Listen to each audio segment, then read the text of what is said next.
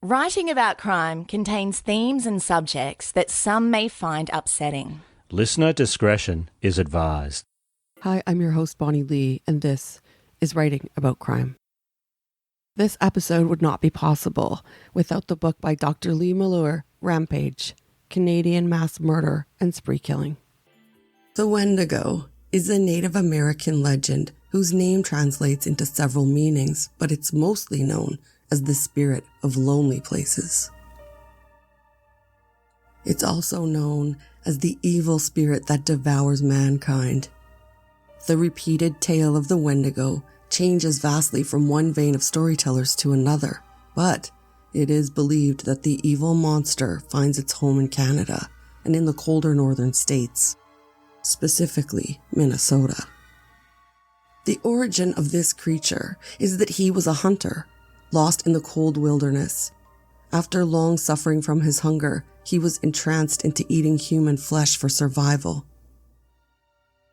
This cannibalistic behavior caused him to transform into a flesh-seeking monster that scoured the forest for victims, but he can never be satisfied.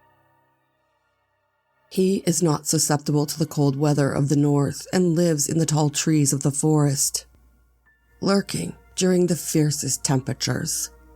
The insatiable creature was frequently described as having been able to mimic the voice of humans, convincing them that he is the voice of their own self-talk. Isolated from food and community and becoming voracious creates the fear that is the open door for the creature to enter.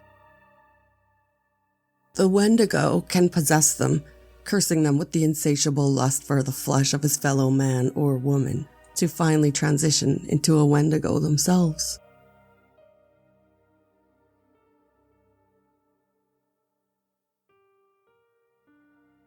The descriptions vary, but most representations of the legend are that he's an oversized yet emaciated figure, with bones protruding through his thin skin. His eyes are deep-set and owl-like, or plain empty sockets. He reeks of death and decay, and looks at times variations of part man, part wolf, or even werewolf. The Wendigo became predominantly described in the storytelling and beliefs of the Algonquin people. They passed stories of the creature through generations, and while to the stories they changed some core descriptors that never varied much, the Wendigo was a supernatural cannibal. This is the legend and storytelling, as I have mentioned. No one would actually believe that these creatures that have appeared in books, films, and even comic books could ever be more than a story created to scare small children and simple-minded folk from soldiering off into the forest during winter in the early 1800s and beyond. It would be ridiculous until you're familiar with the true crime case of Swift Runner. I am going to tell you all about the family man with a wife and 6 children, who later was hung by the Fort Saskatchewan authorities for murdering and feasting on them. So please, don't leave me. In 1839, a baby named Swift Runner was born. He grew to be a great hunter and trapper. He was quiet but strong and had an exceptionally large frame. Yet, he was stealthy and quick. He was also capable. He could craft items used in the war against the neighboring Blackfoot. In fact, during one raid, he reportedly stole himself a horse. He was considered an impressive young man, and therefore he easily wooed a young girl named Sun on the Mountain to marry him, after he gifted that horse to her father. They lived well. Swift Runner was a good provider. He could hunt and used some of the proceeds from his buffalo kill to trade for other items the so-called white man had to offer. Swift Runner's wife had given him the gifts of 5 children, and in the early days of that marriage, they were all well taken care of. As time went on into the years around 1878 and 1879, near the Sturgeon Creek area, there was a great decline in the number of buffalo in the northern area of Alberta. Because of hunting practices that were unsustainable and prairie fires that prevented many animals from migrating north, the staple for many of the Cree community to eat and use for fashioning warm clothing, were basically now rarely seen. Now Swiftrunner was not able to provide for his family as he once had. His family was often going to bed hungry, and it was driving Swiftrunner into a deep depression. He couldn't bear the inadequacy and was beginning to carry fear of the future. He was not set up with the tools to adapt to the changes that were happening in the hunting pool. When Swiftrunner had anything to trade with the white man, he was now setting his bargaining skills to acquiring whiskey. He was relying on the drink to drive away the internal battle he had in his head, and letting out the frustration in the form of aggression and paranoia. The once well-respected Swiftrunner was now viewing everyone as his competition and was becoming more and more volatile and unpredictable.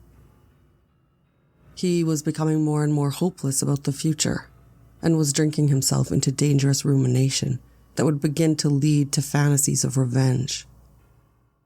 Those fantasies were so strong that he began to hear voices whispering to him and engaging him to act out on his fury.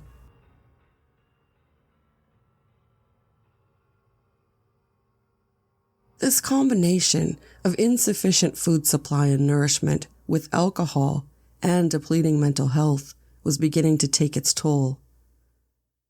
He found himself with no choice other than to slaughter his own family dogs to feed his family. During that time, he could only reflect on what his next option would be, now that they've been pushed this far just to survive. He began to be haunted by the tale that tribal elders shared about an insatiable creature that possessed people's soul and turned them into cannibals.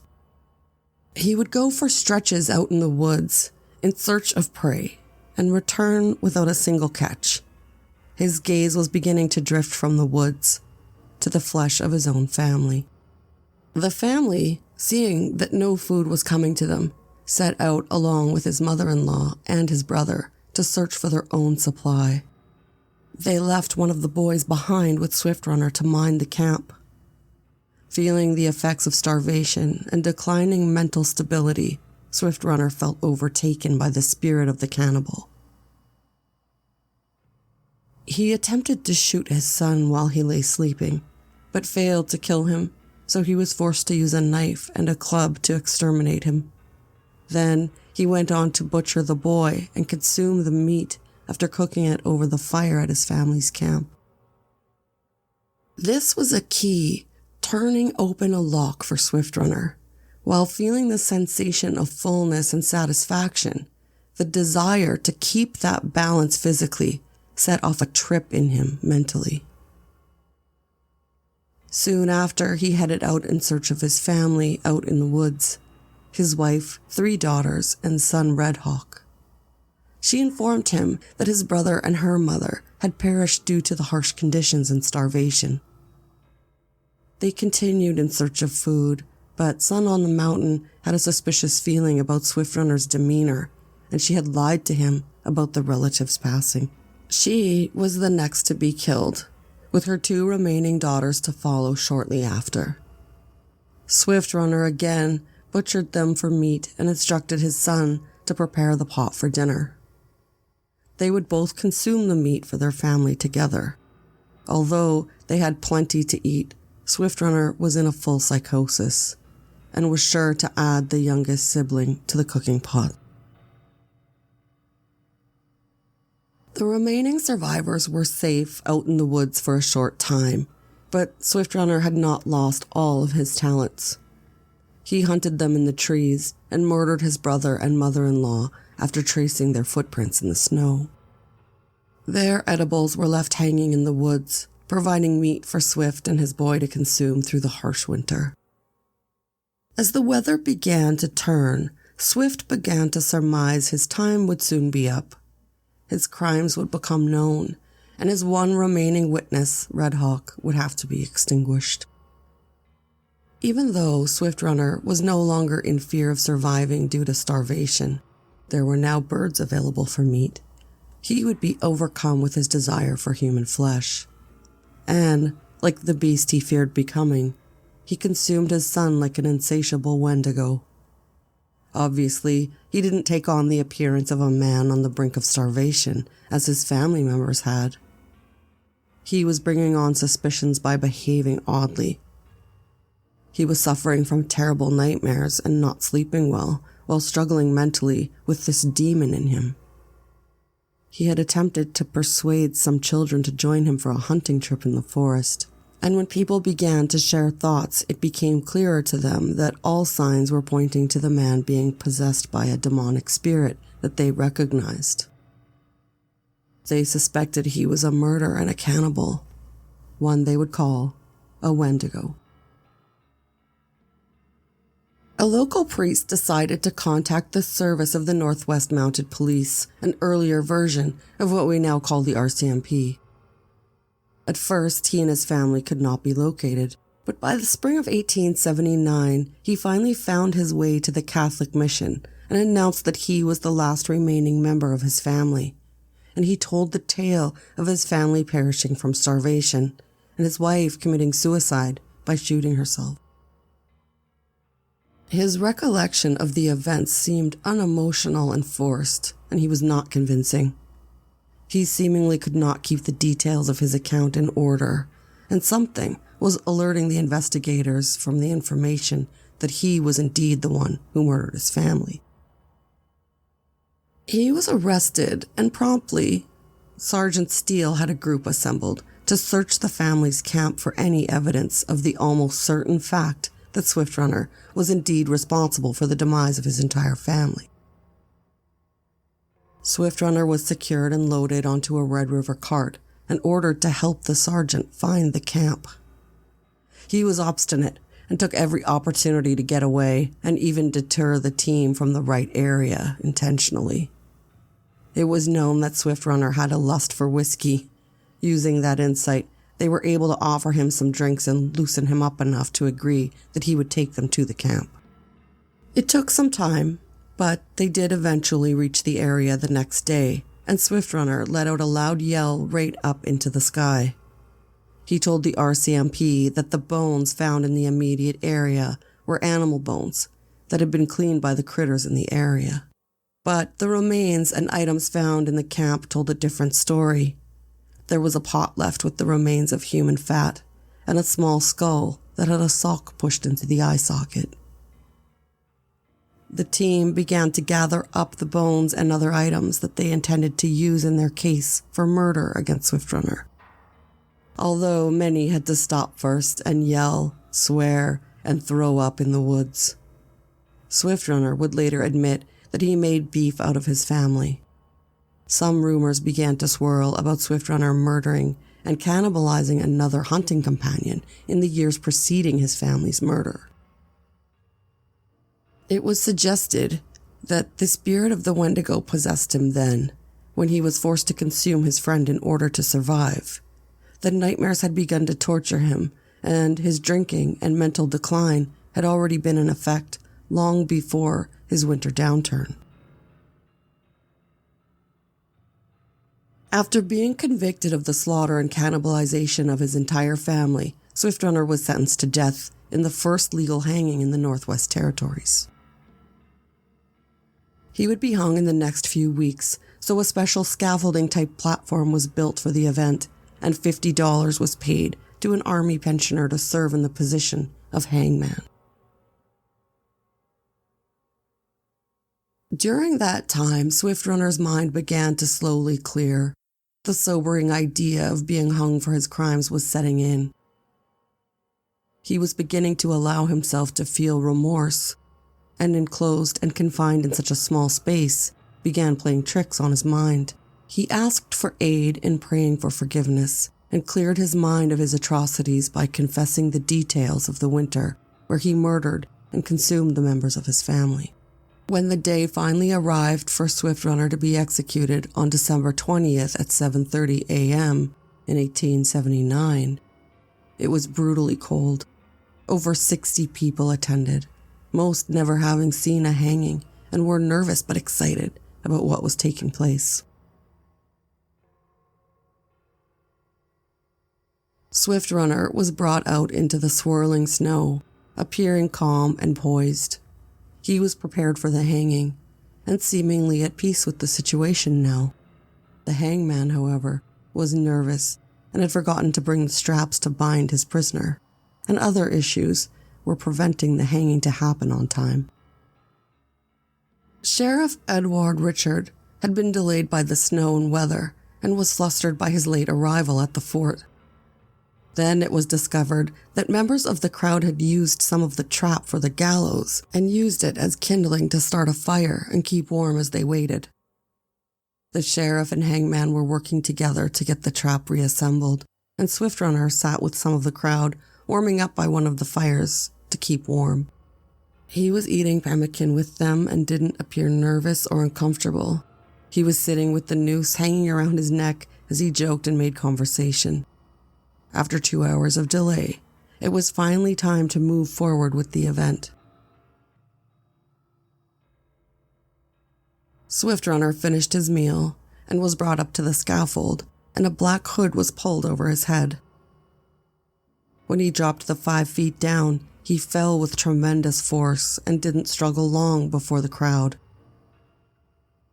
He was left hanging for about 1 hour and then was cut down from the gallows. Swift Runner was buried in the snow right at the fort where the execution took place.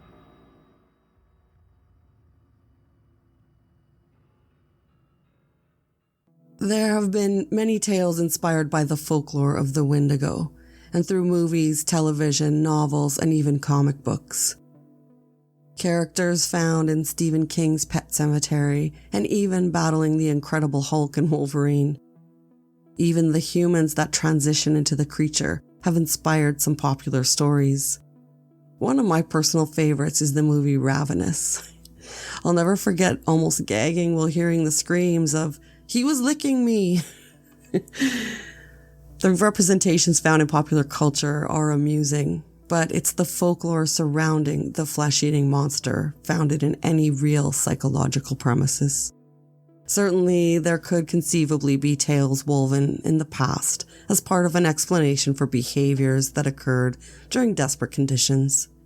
Possibly even myths created, like a forewarning for people to keep themselves safe and prevent the allure of curing starvation by feasting on your friends and neighbors. But is it possible this creation is the manifestation of a legitimate mental illness born out of the environment of starvation, little sleep, and stresses of not only your own survival, but that of your own family? Especially in the role as provider, the string that holds one's sanity could become precarious under the conditions that existed in the northern plains in the late 1800s. It seems to be acknowledged in medical science that there are indeed illnesses that are classified as cultural syndromes or folk illnesses. They're comprised of behavior patterns that surface within a specific culture purely by suggestion and lead to what some term a behavior epidemic. These behaviors are usually abhorrent and repetitive. It's not like a geographical disease that represents as a mental illness. It's more an illness that's defined locally and has no medical cause. Okay, stay with me here. This is confusing. One example to draw a comparison of this cross between medical and anthropological outlooks is something called penis panic, or Coro. This is also considered a culture-bound syndrome and a delusional disorder that's appeared in societies throughout Asia, Europe, and North America. It's termed genital retraction syndrome, and it's no joke to the patients that are affected by it. So what happens is they believe that their genitals are retracting and disappearing. And it's termed a syndrome of genital shrinkage anxiety and can be serious because it creates a fear of death due to the shrinkage that's perceived in the mind only. So having the disturbing side effect of sufferers is usually a physical method to prevent the shrinkage and retracting of their body parts. Some regard it as psychosexual conflict, and that extends from a version of body dysmorphic disorder, like the tales told of what can possess the Wendigo. Some also say the idea is put into the minds of members of some cultures as a deterrent for promiscuity or excessive masturbation.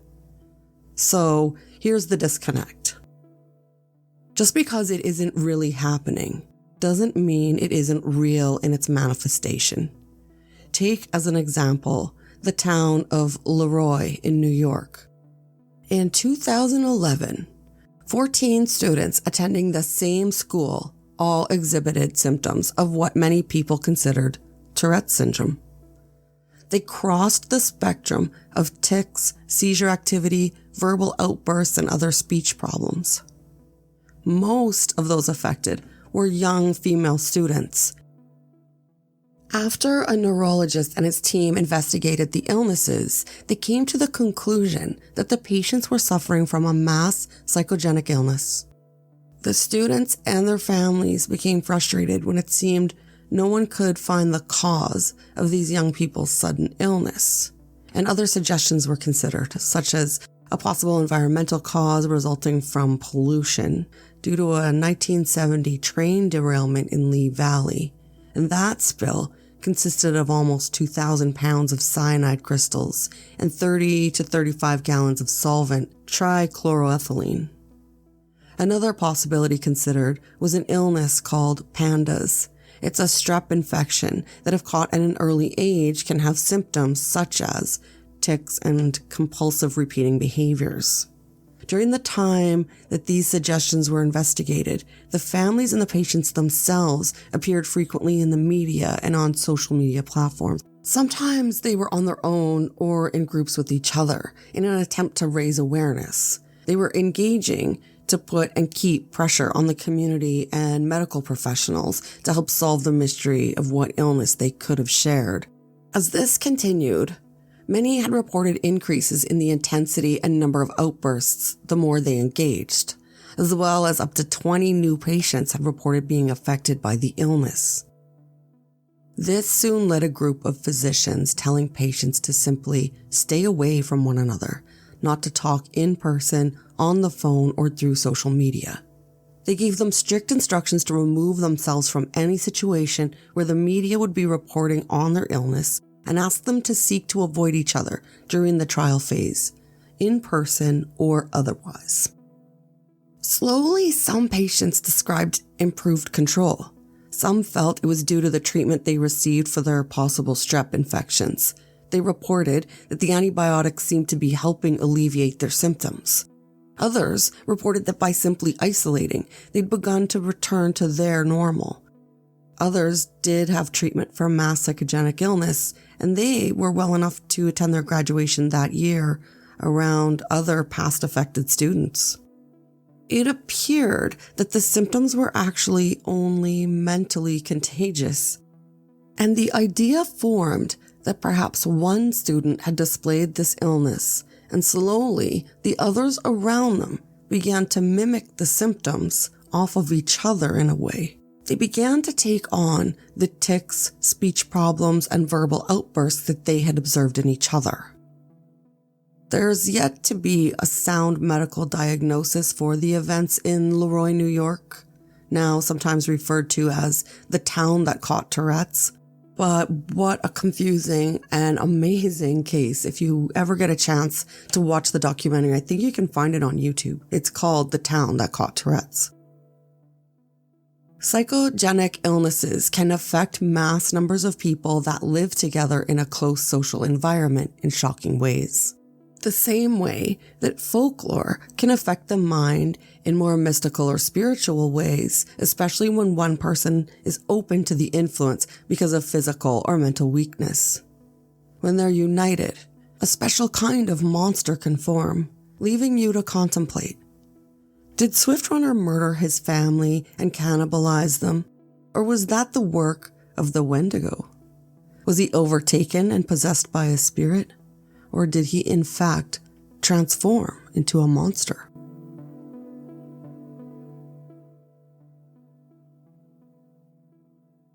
I hope you enjoyed that kind of unusual episode. But before you leave, I hope you'll check out this promo by Anxious and Afraid, a podcast that covers everything from true crime to the paranormal. They're interested in ghosts, murders, missing persons, and everything else weird and unexplained. Hey guys, I'm Abby. And I'm Shauna, and we're the host of a podcast called Anxious and Afraid. Do you love deep dives into true crime, The paranormal, strange history, conspiracies? Well, so do we, and each week we take turns surprising each other with whatever anxiety-inducing subject we are obsessed with that week. Tune in each week to hear Shauna mispronounce words. The guys on the lookout apparently asked for binoculars. Did I say that right? So the photos showed him and his colleague entertaining... Wait, am I saying it wrong? Yes! And listen in as Abby constantly asks too many questions. I was about to ask you a lot of questions, and I'm glad that you interrupted me. Continue. I would have told you to shut up. I don't know. I don't know what Stop I'm trying quizzing to me. do. Okay, you know, I did enough research. Let me just tell the damn story. Jesus. Continue. Episodes drop every Tuesday, available wherever you get your podcasts. And you can also find us at our website, anxiousandafraid.com. We're always looking for new friends, so don't forget to rate and subscribe.